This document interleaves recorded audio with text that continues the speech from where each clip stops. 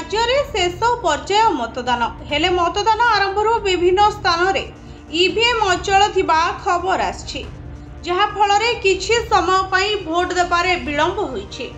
तेबे ईवीएम खराब होइथिबा स्थानगुड़िक हेउछि जाजपुर विधानसभा मंडली 98 नंबर बूथ रे ईवीएम अचल, नीलगिरी अनेक मतदान केन्द्र रे ठीक समय रे काम करूनी मेसिन, सेहीपरि जसीपुर निर्वाचन मंडली बूथ नंबर 217 बड़जुण पोसी रे ईवीएम अचल होई पड़छि।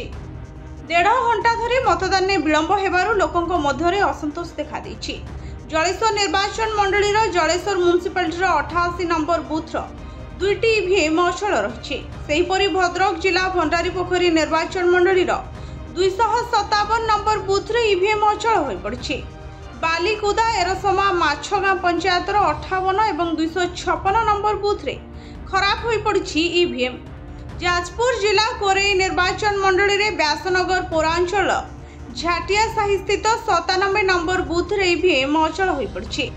जगतसिंहपुर गलदारी पंचायतर 174 और 175 नंबर बूथ रे ईवीएम खराब होई पड़छि।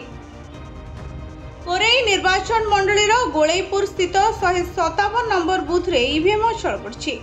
भद्रक 142 नंबर चिंगुड़ीपुर बूथ रे ईवीएम खराब होई पड़छि। सेही भली बस्ता निर्वाचन मंडली जमालपुर 26 नंबर बूथ रो दुईटी जाक ईवीएम अचल होई पड़छि।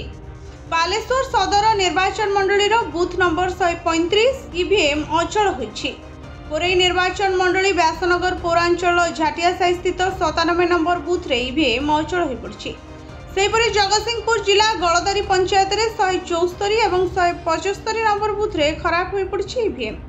तेबे ईवीएम खराब जोगु एही सब स्थान मानकरे भोट देबारे विलंब हेउछि, जहा फल रे भोटरक मध्यरे असंतोष देखा देछि। ब्यूरो रिपोर्ट भंजौता न्यूज।